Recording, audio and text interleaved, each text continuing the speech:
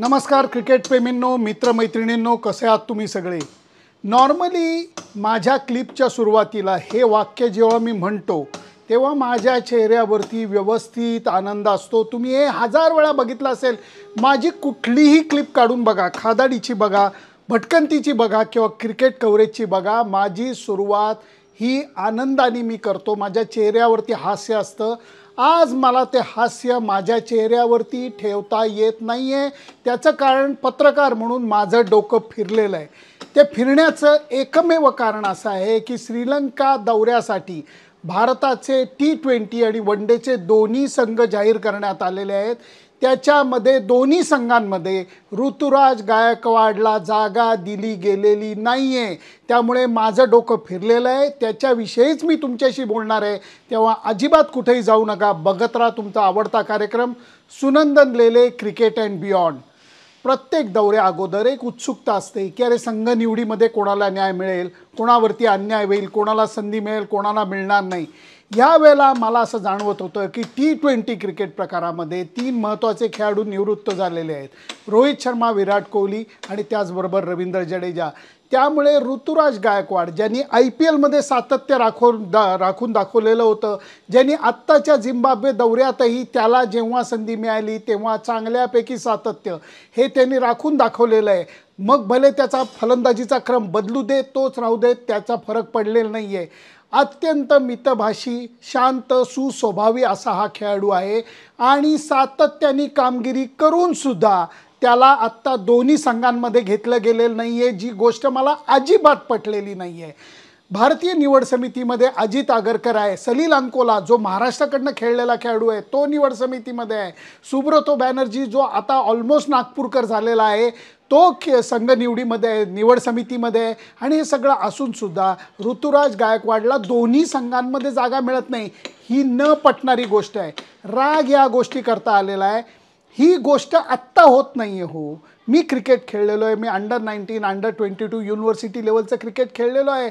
महाराष्ट्राचं क्रिकेट मी जवळून पाहिलेलं आहे। खूप अगोदरपासून हा अन्याय होत आलेला आहे। राजू भालेकर दर्जेदार बॅट्समन होता, सगळ्यांनी ते मान्य केलेलं होतं, कुठेही संधी मिळालेली नाही आहे त्याला। मिलिंद गुंजाळ एका रणजी ट्रॉफी सीझनमध्ये त्यांनी पोत्यांनी धावा केलेल्या होत्या। दिल्ली, बंगाल, मुंबई सगळ्यांविरुद्ध त्यांनी सेंचुरीज करून दाखवलेल्या होत्या। इंग्लंड दौऱ्याकरता त्याची निवड केली गेली नाही, भलत्याच खेळाडूला पाठवलं गेलं।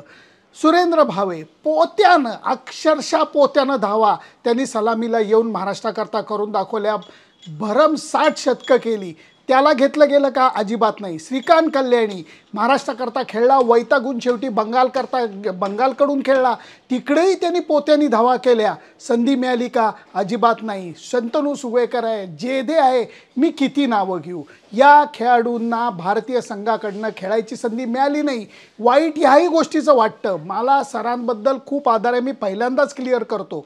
चंदू बोर्डे सरांबद्दल मला प्रचंड आदर आहे, पण एक गोष्ट मात्र खटकल्यापासून राहत नाही आणि ते म्हणजे चंदू बोर्डे सर निवड समिती अध्यक्ष असताना सुद्धा महाराष्ट्राच्या खेळाडूंवरती झालेला अन्याय थांबलेला नाही। या गोष्टी सगळ्या मी जवळून पाहिलेल्या आहेत आणि म्हणून आज माझ्या डोक्यात तिडीक गेलेली आहे की इतका चांगला खेळाडू ज्यांनी सातत्य सर्व पातळीवरती दाखवलेलं आहे। असं नाही, एक महाराष्ट्राच्या खेळाडूंवरती नेहमी एक आरोप केला जायचा की मोठ्या सामन्यामध्ये ते रन्स करत नाहीत। ऋतुराज गायकवाडबद्दल तुम्ही हे बोलू शकता। IPLचं उदाहरण घ्या, एशिया कपचं उदाहरण घ्या, एशियाडचं उदाहरण घ्या, भारतीय संघाकडनं खेळलेल्याचं उदाहरण घ्या, जेव्हा तो भारतीय संघाकडनं खेळला त्याचं उदाहरण घ्या, आत्ताच्या झिम्बाब्वे दौऱ्याचं उदाहरण घ्या। सातत्य अजून कशाला पाहिजे? जेव्हा बाकी खेळाडूंना, मला कोणावरही राग नाही आहे, आज रियान पराग असू देत, शिवम दुबे असू देत, श्रेयस अय्यरला परत घेतलं, मला कोणावरती राग नाही आहे, त्यांना संधी मिळते, त्यांना न्याय मिळतोय, मग ऋतुराज गायकवाडला का नाही मिळत?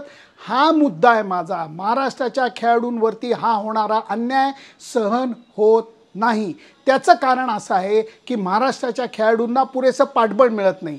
मला रोहित पवारांना या उद्देशातनं डायरेक्ट सांगायचं आहे, महाराष्ट्राचं क्रिकेट दोन अंगाने मोठं होऊ शकतं। एक म्हणजे महाराष्ट्राने रणजी ट्रॉफी जिंकली तर कारण तो दबदबा तुम्ही जिंकून दाखवू शकता. तुमची टीम अप्रतिम खेळली तर तुमचा नावाचा दबदबा होतो.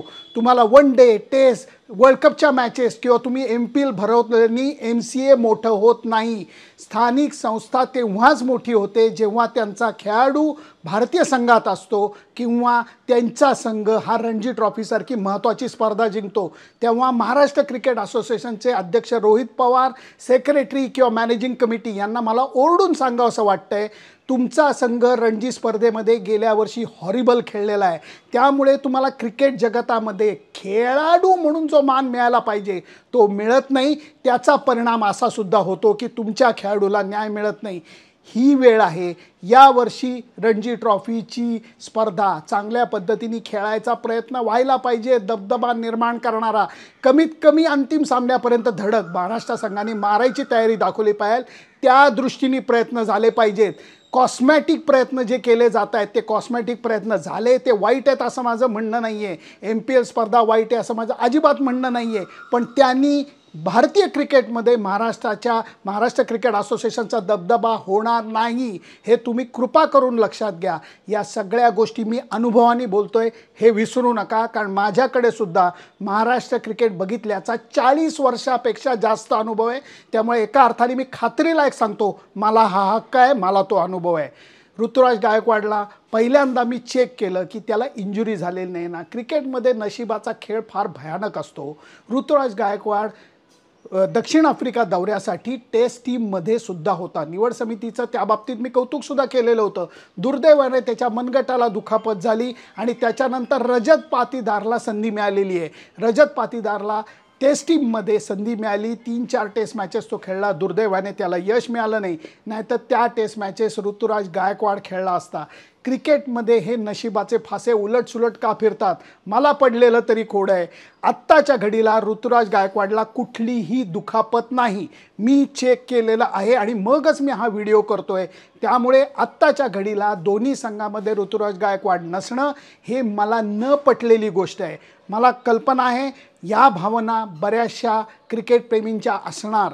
तुमच्या भावना काय आहेत मला जरूर कळवा. त्याच्याकरता माझं Facebook page, Instagram channel, YouTube account like, share आणि सबस्क्राईब करायला विसरू नका. आत्ताच्या घडीला मी एवढंच म्हणेन हा अन्याय थांबला पाहिजे. महाराष्ट्र क्रिकेट असोसिएशननी ह्याच्याकडे गांभीर्याने लक्ष द्यायला पाहिजे.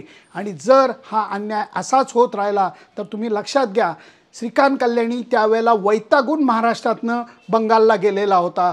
तशी गोष्ट ऋतुराज गायकवाडच्या बाबतीत घडणार नाही. तो शांत सुसोयी महाराष्ट्राच्या क्रिकेटवर प्रेम करणारा खेळाडू आहे, मेहनती खेळाडू आहे. तो असं करणार नाही. पण ती वेळ त्याच्यावरती आणून देऊ नका एवढीच मला महाराष्ट्र क्रिकेट असोसिएशनच्या मॅनेजिंग कमिटीला रोहित पवारांना नम्र विनंती करावीशी वाटते. ही नम्र विनंतीच आहे. ॲक्च्युली ते आग्रहाची मागणी आहे. सुनंदन लेली.